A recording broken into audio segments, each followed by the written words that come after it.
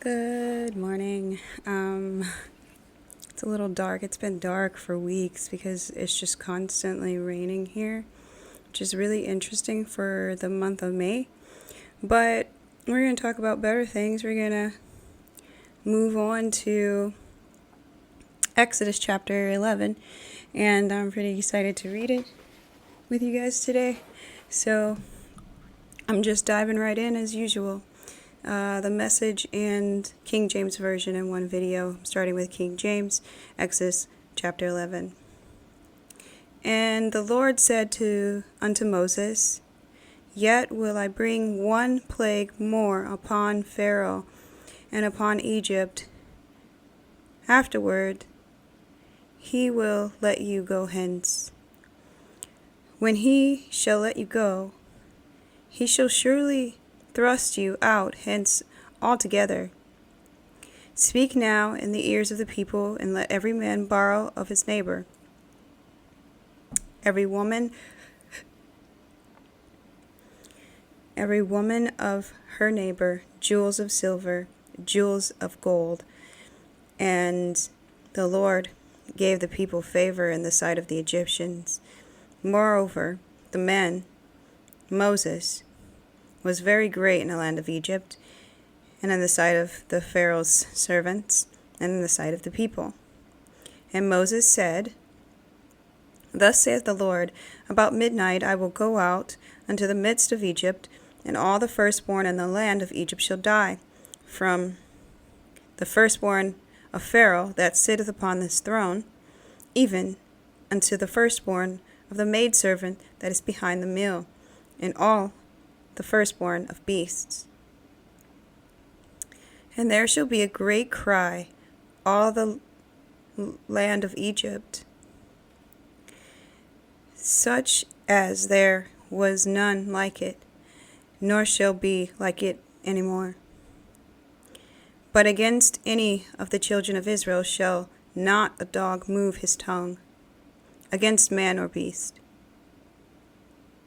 that ye may know how that the Lord doth put a difference between the Egyptians and Israel. And all these thy servants shall come down unto thee, and bow down themselves unto me, saying, Get thee out, and all the people that follow thee. And after that I will go out. And he went out from Pharaoh with great anger. And the Lord said unto Moses, Pharaoh shall not hearken unto you, that my wonders may be multiplied in the land of Egypt. And Moses and Aaron did all these wonders before Pharaoh, and the Lord hardened Pharaoh's heart, so he would not let the children of Israel go out of his land. Moving right into the Message. And sorry, there was a jump cut earlier because I was sneezing. I'm still recovering from my cold. It's pretty much over, but I digress. Sorry about that jump cut. I just don't want to sneeze and stuff and everything in front of you guys. This is Exodus chapter 11, the Message. Strike 10, death. God said to Moses, I'm going to hit Pharaoh in Egypt one final time, and then he'll let you go. When he releases you, that would be the end of Egypt for you. He won't be able to get rid of you fast enough. So here's what you do. Tell the people to ask each man from his neighbor and each woman from her neighbor for things made of silver and gold. God saw to it that the Egyptians liked the people. Also, Moses was greatly admired by the Egyptians and a respected public figure among both Pharaoh's servants and the people at large. Then Moses confronted Pharaoh. God's message. At midnight I will go through Egypt, and every firstborn child in Egypt will die, from the firstborn of Pharaoh, who sits on his throne, to the firstborn of the slave girl working at her handmill. Also the firstborn of animals, widespread wailing will erupt all over the country, lament such as has never been, and never will be again. But against the Israelites, man, woman, or animal, there won't be so much as a dog's bark. So that you'll know that God makes a clear distinction between Egypt and Israel. Then all the servants of yours will grovel before me, begging me to leave. Leave, you and all your people who follow you, and I will most certainly leave. Moses, seething with anger, left Pharaoh. God said to Moses, Pharaoh's not going to listen to a thing you say, so that the signs of my presence and work are going to multiply in the land of Egypt. Moses and Aaron had performed all these signs in Pharaoh's presence, but God turned Pharaoh more stubborn than ever. Yet again, he refused to release the Israelites from his land. And that's the end of chapter 11. As you can see, Pharaoh's still not learning his lesson, says his heart is hard. I mean, if there was such a thing as a hard heart, this would be it. Doesn't really make a whole lot of sense, except that somebody wants to find power by being a tyrant over others that don't even want to be involved. I personally can say I have a lot of experience with that. Just people who involve me in their mess or their lives or whatever, and I don't have anything to do with them. In fact, some of these are some relationships that I've had in the past where I'm just like, we don't even have to be friends. And they just insist upon like having this connection with me and stuff just to be cruel. So I don't know. It just kind of, I resonate with this chapter, but I think it's just really silly. God is already saying and declaring in this chapter that this is it. Pharaoh's gonna release them. We're not gonna wait anymore after this last one. It's gonna be big. And he's getting the children of Israel ready. There's obviously something that's gonna happen here in terms of the firstborn children of this land. Mostly it says of the Egyptians, the firstborn children will die. Even of animals, it says. And it is not even going to discriminate against rich or poor either. I like it that it says that God gave the people, the Israelites, favor. It says in verse 3, and the Lord gave the people favor in the sight of the Egyptians, so that they were able to collect this gold and silver, which I suppose they're going to need later when they leave. And I think that I just know that reign true in today's time as well, because God has given me favor. He's giving me favor right now in certain situations. And I'm going to try my best to do what he's telling me to do. I'm just hoping that everything that I am getting involved in is of him. So I'm just praying about it. And if it isn't, that he'll just remove it. But I'm just so ready. And I kind of have a little bit of a sign that maybe, just maybe, my deliverance from my own little Egypt in my story is coming really soon. And I'm starting to get kind of excited because I've been really sad for the past couple of weeks. Just feeling really oppressed. And I'm not doing anything to anyone, so I'm kind of tired of that. And it's just funny that I'm reading this Exodus. And I imagine anyone else who might be reading along with me, maybe you're in your own Egypt and there's a Pharaoh or pharaohs, wannabe pharaohs, just kind of trying to keep you down. And you're just asking God and wanting God to deliver you. And it just so happens that we're reading this book right now and you can relate and that it's bringing you hope. I don't really have too much to say about this chapter. It is only 10 verses. It's really short, but God just got straight to the point here. He's like, he's going to let you go. So, of course, God said it. It's going to happen. On top of that, he's preparing them to go now. He's giving them money, giving them favor in the sight of their own quote-unquote enemies, where they're able to have gold and silver. And he's preparing this time for this great exodus of people to leave Egypt, and he's even mentioning, you're never coming back here. It's done. I love that so much because it's like, you've been persecuted for so long. Not only do you want to be free, you don't ever want to have to come back to this, especially after tasting freedom and having a normal life or just peace. You don't want to have to come back to this ever. So I'm just kind of absorbing it and claiming it for my own life, that there's coming a time really soon that I'm also going to be free and never have to return to oppressive environments, of whatever way. I'm just so over being in abusive situations. And at this point, the abuse that I've endured is from people I don't even know that aren't really in my life. They're just trying for some weird, mentally ill, demonic reason to be involved or affect me in some negative way and stuff. And it's just the proximity is way too invasive, that I'm hoping that my time is coming too, that God is just going to prepare me. And in some ways I can kind of see a mirror of this in my own life, and I'm just really hoping that my time is coming so soon. So I don't always read this to relate it to myself, but I do read the Bible, and it gives me so much hope just about life, because to me, God is my only hope. Even if nothing is making sense and it seems to be going wrong, if I were to leave God completely and not believe in him, then really all hope is lost. And I couldn't bear that. He really is everything to me. Even if I fail him, or I fall, or I sin, or whatever, I always have to immediately come right back, because I need my Father. I don't know about you guys, but I need him. I really do. He really is my peace and my hope and what restores my faith. He is my joy.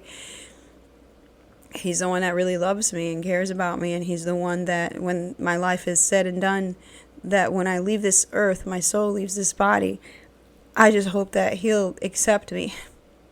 If he doesn't, I've said this already. If he doesn't, I'll understand. But that's what my soul and my heart hopes for the most, is that I can be with him for all the days of my life. And that's a quote here in this Bible too. I think it's a psalm.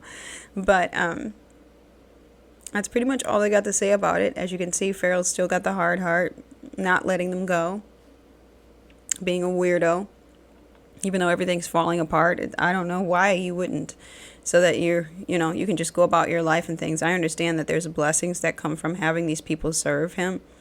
It was like a free labor, and I'm sure that over these years, the Israelites built amazing things in Egypt.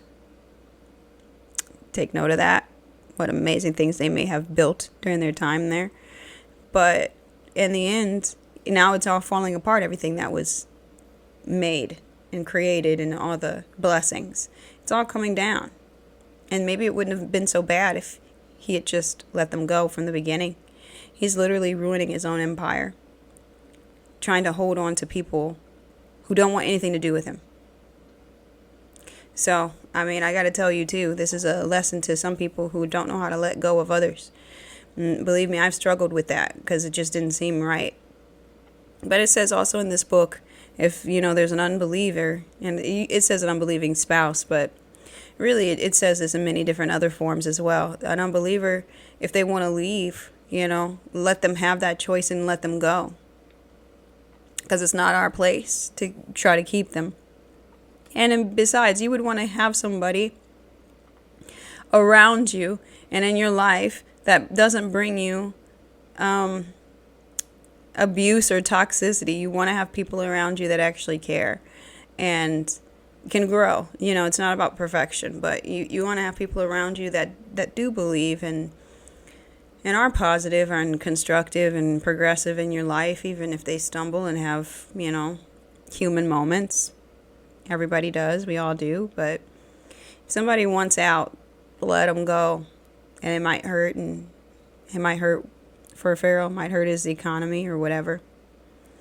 But that's just the way it goes, If you don't, it's just going to probably bring curses on you because you're holding on to something or someone or people that don't belong, don't want to belong. And everybody has the right to that choice, even if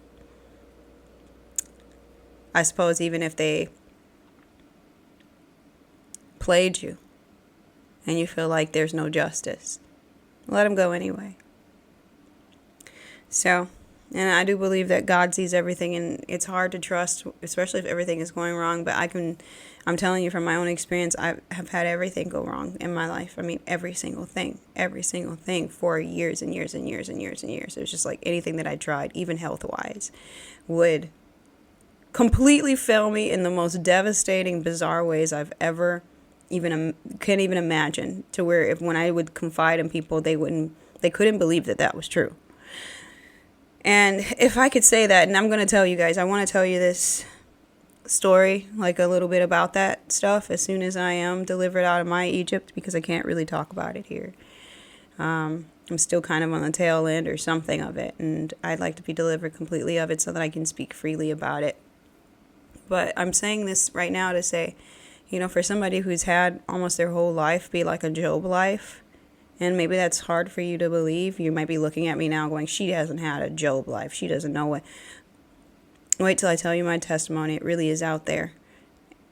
I really have had just a lot of unfortunate things happen to me that probably like the average person would have killed themselves by now. But I gotta say that God is the reason that I live and my hope, and He sees my worth, and just reading His word and seeing His promises slowly reign true in my life, and understanding things about myself, that I need to work on. And for, the rest of my life, I'm going to be working on myself. But just God, He's my hero. So He's the one that gives me hope that things will get better. Even things that happened to me that I didn't deserve. And I just want to trust Him, even though things hurt and they don't make a lot of sense. I just want to trust that His hand is in this, and He sees everything, and it's going to be okay, and it is okay. And I say that to you guys. Please know that, like, whatever hard season or time or situation or life that you might be going through, just hold on to God. Even if you fall, just get back up. It's going to be okay, and it is okay. God is still in control, and He sees everything, and He works everything out for the good of those who love Him. He really does. And it might take a while, like this whole Egypt thing, or the promise of Abraham coming into truth, having this land that was promised many generations ago that they're still waiting on. It might take a while, and that sucks sometimes, because you don't want to wait years and years or whatever, your whole life. But you're in the best hands if you're waiting for God. If you leave Him, I don't think it's going to get better. It might seem like it is when you leave Him and put matters into your own hands and do what you got to do, dog eat dog, to get what you want out of life, but it won't last. It will crumble. God does not reward the wicked, and He doesn't reward wicked behavior. It might seem like it at first, but it's like you're making a deal with the devil, and he shows you that it worked at first, but slowly but surely, it's going to start to fail. It kind of reminds me of, and I'm going to stop after this, it kind of reminds me of like a drug addict, like at first when they're like just a clean, healthy person, but they take matters into their own hands for whatever reason and decide that we're going to try crack or whatever it is. We're going to try this or that, alcohol, whatever it is. And, in your heart or whatever, your mind, it's saying, hey, this is going to be okay. It's going to work out. Like you just need this one thing, just this one dime or whatever. And you got the drug dealer. He's kind of like a symbolism of Satan going, yeah, this will make you feel good. This will help you. You take it, drink it, shoot it, whatever it is, smoke it, whatever it is. And at first, like the first time, it's going to be like, oh, it is kind of cool, I mean, I'm not joking, and I'm somebody who has had alcohol, I have many times. And there was a point in time where I was very dependent on it in such an unhealthy way. And I can't imagine what crack or something must be like, but in reality, any kind of drug or a substance or whatever, pills sometimes even, they'll give you this rush and you'll feel euphoria, you'll feel dopamine, you'll feel better, that first rush, and then you'll continuously chase that first rush. I wish I could find, and I'll see if I can find this video and put it in the description box of this. I don't know, it was more than a year ago that I saw it, about this bird, but it was like supposed to be us, and they take this drug and they feel like on top of the clouds, but they're forever chasing that first high, that first that they felt, but it just dwindles down. The more they take it, they don't feel as good. In fact, they feel worse than they did when they were sober. And the bird was like all bloated and like head down. It was just sad. I cried when I saw it, even though it was like a cute little animation, a cute little bird. It was just like, oh my Lord, that's exactly what these things do. The devil promises you this great something, relief or whatever, that's better than whatever God has to offer, even though the narrow path is hard, and he'll use that to like get you to go to his side or do his whatever. And you get that first hit, it's great. The second hit is okay, but it wasn't as good as the first. And then as you go on, it just gets worse, and it doesn't take effect anywhere like it did the first time, and you're just chasing that first high until you're like destroyed from the inside out, physically and mentally and emotionally and everything, because you've numbed yourself so much, and these things aren't even good or healthy for your body. It's going to take a toll on this machine that you have while you're here. And I know I'm getting off topic a little bit, but I guess the point of me saying this stuff is like, just don't leave God for this stuff, like, and there's so many versions. It doesn't have to be just drugs. It could be a relationship or people that you don't want to let go of, that just, unfortunately, they're not with God, and they're going to hurt your life. They're going to hurt your soul. They're going to hurt your chances at being with God and having a relationship with him, let alone the eternity with him in heaven. It could just ruin everything. Just do what he says. And it's hard doing what he says, because it does mean sacrificing yourself and dying into your flesh and dying and forsaking this world. It does mean that, and that's can be hard when you're watching everybody else, quote unquote, enjoy the pleasures of this world. But most of those pleasures is death, guys. It's the end of you. And it may not seem like it at first, but like I said, that first hit or whatever, first few hits might be great. But eventually you'll find that, that lover betrayed you, or that friend wasn't good for you and they lied, or they stepped on you to get somewhere, that coworker, or that drug, or that drink, or that substance, or that action of you, maybe betraying someone to get somewhere better because you were just that desperate for things to improve and you stopped waiting on God. There's just so many situations in life. It's all a test, this life, to see what kind of heart you have and how much you want to know God, love God, and also how you behave with your fellow mankind, even people who are evil, like Pharaoh here, or the wannabe Pharaohs of your own life. You don't have to be nasty because they're nasty. It doesn't matter how many times, it doesn't matter if they're that way for their whole life and have a hard heart their whole life. You don't have to. Let them have their hard heart their whole life and show hate the whole time. And just pray for God to deliver you from around them to some better things. And I do believe that he hears those prayers, and he wants good for you, not to harm you. So he's got to in some way be in favor of delivering you somehow. And maybe it might take a while, but just hold on. So that's about it that I have to say today. And I hope that you enjoyed this reading. Leave comments if you want about what stood out to you. I would love to hear it. I just love, doing Bible study and just talking about God. It just feels really safe and calm and peaceful and comforting and hopeful, and just increases my faith. And I just like communing with others about these things, even if we don't completely agree on everything. So I pray that you have a blessed day, and if it's raining where you are, please stay dry. It's crazy over here, guys, but I'm grateful. So God bless you guys, and I love you. Bye.